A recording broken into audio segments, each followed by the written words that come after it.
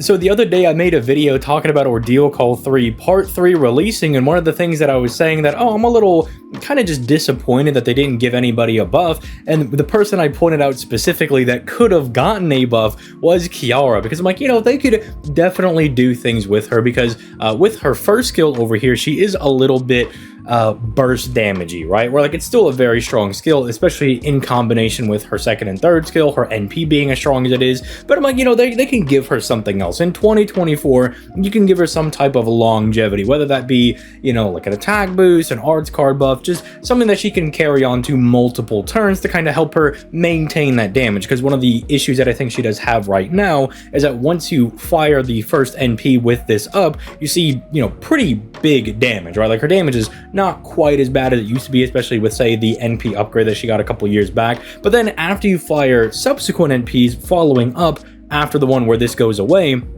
her damage can seem to be a bit mediocre or lackluster, right? And I kind of get to experience both sides of these because I use Kiara all the time. On my NA account, she's NP1. On JP, I am blessed to have an NP3 Kiara who can still do some pretty decent damage. But even I notice that when you have the first skill, it makes a world of a difference. So I saw that her third skill got buffed, but I haven't seen the details yet, so I'm really interested to see what they're going to give her. Again, I think she doesn't really need a whole lot else in terms of utility because she's got that in spades. I mean, she's got the Pierce Invul and Pierce defense over here caked into the NP. The fact that she gives herself a 5k heal when working with Castoria, it's like the one thing that Castoria doesn't offer her is a heal, and she does that for herself, right? So that's also very nice. I mean, she has the like extra bonus also of just for some reason being a pseudo Avenger, just being able to take on rulers for no reason, and then also just having good ways of controlling the fight with the second skill over here, reducing the enemy's NP gauge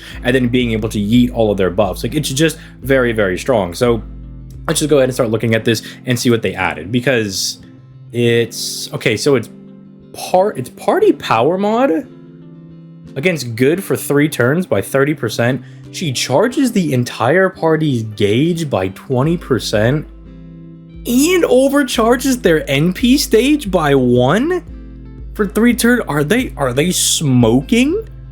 Because you cannot be sober to make this skill, but what? This is crazy talk, man. Yeah, I know, like, sometimes you'll hear me or other people say, like, oh, this is like a really crazy buff, or this is absolutely insane. Well, were they smoking when they did that? But this is ridiculous, because Kiara already is not a bad servant, right? She's already very, very strong. Again, the one thing that I think she has working against her is just that the first skill, you know, once you lose out on the arts card, you know, resistance down, then she can kind of do, not like, again, like, not the best damage. We'll say that, you know? So giving her a way to do, okay, let's just outline this first and foremost, right? Wait, did they remove, hold on. Did they remove the, what is it called? The demerit on this skill? Where you have to pay the certain amount of HP? Let me check. Yeah, they did. Wait, because I was gonna say, with this overcharge here, it was like, oh, she'll start off at 6250, which further offsets this 3k heal, but they just removed that entirely. Oh my goodness. Well, that kind of just destroys the first point I was going to make. I was going to say that, oh, this even just helps offset the skill's cost, but there's no cost anymore. There is nothing. You just get it for free. Okay, so ignore that. Let's think about this in combination with somebody like, say, Lady Avalon and, you know, your Tamamos or your Castorias, right? Like your premium art supports. Castoria, this is giving the entire party an additional hit of Solemn Defense, which is always good. Depending on when you put it in the chain, you know, you can start doing, you know, Morgan tier things where you can start having like 5 hits of Solemn Defense guaranteed. You know, you can start setting stuff like that up. In combination with Proto Merlin, I mean, you have 2 people that can do overcharges now. Proto Merlin herself gives you additional stars on overcharge, so you actually might be able to make use of this 50% crit damage buff, because even though her crits can be like kind of nice, the fact that she's not really built to be a crit servant is just kind of tacked on there at the very end. Although now she'll have stars because of Lady Avalon, plus she'll have the additional 100% crit damage buff, plus the, you know, little 10% that she has on her passive over here. That's not bad. If you want to use it with Tamamo, Tamamo gives additional NP to the entire party depending on overcharge. So if you put her at the very end of an NP chain, not only is she going to be giving you a boatload of NP back just off the merit of being at the end of a chain, but now she's also getting the overcharge level as well. So this is just good with every support. Arts has been blessed with the fact that all of their supports are really nuts. From top to bottom, from 3-star to 5-star, they're all really good, and they all have very positive effects on their overcharges over here. So that's already really good. The 20% battery, like, okay, you got to understand this. Not only is this going to be really good in multi-core, and if you've missed out on the multi-core video that I did, essentially that's just using 2 different DPSs, you know, using an AoE DPS and a single target DPS to, say, get through a 90++ node. This 20% is ridiculous because you already get 30 and 30 from both Castorias. Now you get an additional 20% from Kiara as well. And it's also just for herself, because usually some of these skills will be like, party except herself, right? Because she already has the 50% battery. You gotta understand, she's rocking a 70% battery now. 90% if you want to count the append skill. She can basically fire her NP from nothing, you know, with no CE investment at all whatsoever. Like, she's only 10% off, which is ridiculous, right? And considering that we have other servants, like, if I'm remembering correctly, like Tets is another art servant that gives the entire party NP gauge. Like, something between the two of them could just automatically get Kiara to 100% of her NP, which is nutty. But then think about, you're going into like a challenge quest or something. Your Castorias are going to be basically starting at 80% of their NP. Because they get 20 from Kiara, they get 60 from the both of them using their charismas at the same time, and if you do her append skill, your Castoria can effectively just do the Proto Merlin thing and fire her NP from nothing, which is ridiculous. It's going to be good for both farming setups. It's going to be very insane going into, you know, different challenge quests and whatnot, and then for some reason just being effective against enemies with good alignment. Not even...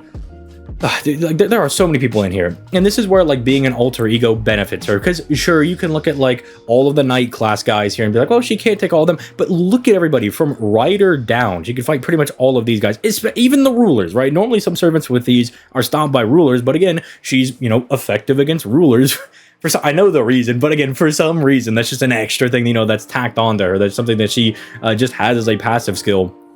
And so you look at all of these servants she's going to be very, very strong against. Not a whole lot of enemies that you're going to be running into, like free quest enemies. Like, you're not going to be finding like Roman soldiers or French soldiers or some kind of like Lamu, nothing like that. Well, I mean, you don't really encounter Lamus in a free quest, but you know what I'm saying, right? You're not really going to find, it's not going to be helpful on like waves 1 and 2 of farming, but it'll make her life that much easier going into wave 3s, because all of these people are now valid against these characters. Like, she's valid against all of them, right? Which is, again, really nice for her. I'm pulling up the damage chart in the background because I would just like to get a gauge, because obviously the damage chart doesn't show you the highs and lows of doing the damage, but it does show you their average damage. And I just want to see where she's at with her power mod.